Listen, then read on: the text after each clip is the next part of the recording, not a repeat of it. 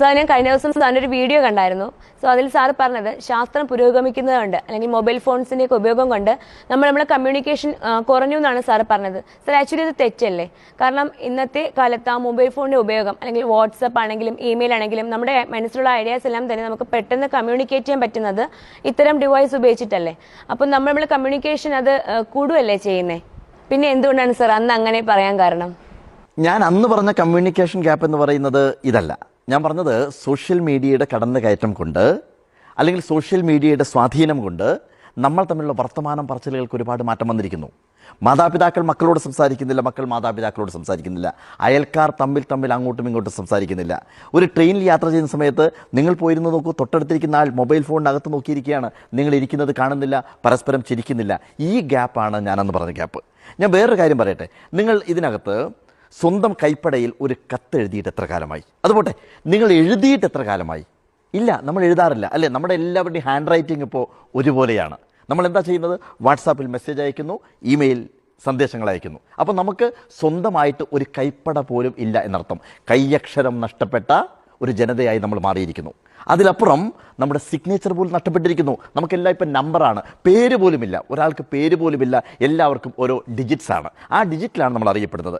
ഈ ഓൺലൈൻ്റെ സ്വാധീനം കൊണ്ട് നമുക്ക് നഷ്ടപ്പെടുന്ന ബന്ധങ്ങളെക്കുറിച്ച് ഞാൻ ഈയൊരു സ്റ്റോറി വായിച്ചു.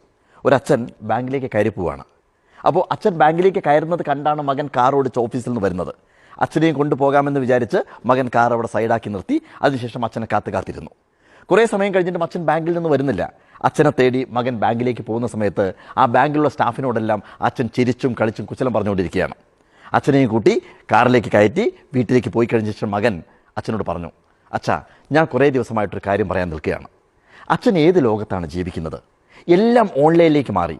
എന്തിനാണ് അച്ഛൻ ബാങ്കിലേക്ക് പോകുന്നത്? അച്ഛന് പണം എടുക്കണോ, ട്രാൻസ്ഫർ ചെയ്യണോ, എന്ത് വേണമെങ്കിലും ചെയ്തോളൂ, പക്ഷേ ഓൺലൈൻ സംവിധാനം ഉപയോഗിക്കുക.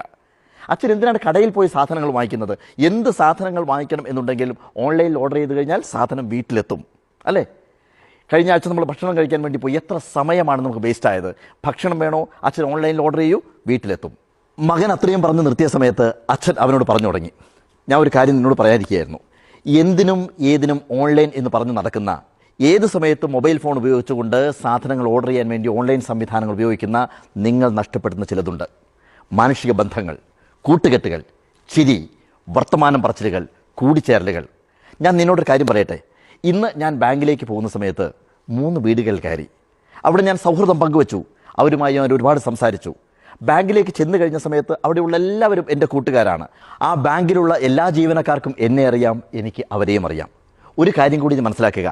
കഴിഞ്ഞയാഴ്ച നടക്കാൻ പോയ സമയത്ത് ഞാൻ പാർക്കിൽ വീണപ്പോൾ എന്നെ ഇങ്ങോട്ട് പിടിച്ചു കൊണ്ടുവന്നത് ആ പച്ചക്കറി കടക്കാരനാണ്. കാരണം പച്ചക്കറി വാങ്ങാൻ പോകുന്ന സമയത്ത് അയാളുമായിട്ടുള്ള സ്നേഹബന്ധം, ആ ബന്ധമാണ് ഇത് നിലനിർത്തിയത്.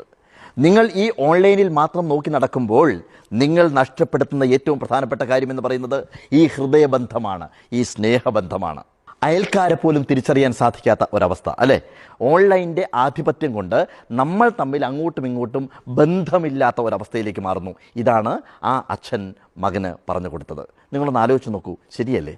4 ചുവരുകൾക്കുള്ളിൽ ഈ ഓൺലൈൻ സംവിധാനത്തിലൂടെ എല്ലാം നേടിയെടുക്കാമെന്നുള്ള നമ്മുടെ വ്യാമോഹമുണ്ടല്ലോ, അതിനകത്ത് നമ്മൾ നഷ്ടപ്പെടുന്നത് ഈ ബന്ധമാണ്. പണ്ടൊരു കാലമുണ്ടായിരുന്നു, എല്ലാവർക്കും എല്ലാവരെയും അറിയുന്ന ഒരു കാലം. മക്കൾ വഴിപിഴച്ച് പോകുന്ന സമയത്ത് വിളിച്ചു പറയാൻ, ഒരാപത്ത് വരുന്ന സമയത്ത് ഓടിക്കൂടാൻ നമുക്ക് ഒരുപാട് സുഹൃത്തുക്കൾ വേണം, ജീവനുള്ള സുഹൃത്തുക്കൾ വേണം. അല്ലെങ്കിൽ നിരത്തുകളിൽ ആരുടെയും പരിഗണന കിട്ടാതെ അവസാനിക്കുന്ന തരത്തിലേക്ക് നമ്മുടെയൊക്കെ ജീവിതവും പാഴാവുമെന്നുള്ള കാര്യം നമ്മൾ മനസ്സിലാക്കണം. ആധുനിക കാലഘട്ടത്തിൽ നമുക്ക് മൊബൈൽ ഫോൺ വേണം, ഇൻ്റർനെറ്റ് വേണം, ഓൺലൈൻ സംവിധാനങ്ങളെല്ലാം വേണം. പക്ഷേ മൊബൈൽ ഫോണിൽ കുടുങ്ങിക്കിടക്കുന്ന, ഓൺലൈനിൽ കുടുങ്ങിക്കിടക്കുന്ന, ഇൻ്റർനെറ്റിൽ കുടുങ്ങിക്കിടക്കുന്ന ഒരു ജനതയായി മാറിക്കഴിഞ്ഞാൽ നമുക്കവിടെ നഷ്ടമാവുന്നത് ഈ കമ്മ്യൂണിക്കേഷനാണ്. ഞാൻ പറഞ്ഞത് ആ കമ്മ്യൂണിക്കേഷനാണ്. ആ ബോധം നമുക്ക് ഉണ്ടാവണം എന്നർത്ഥം.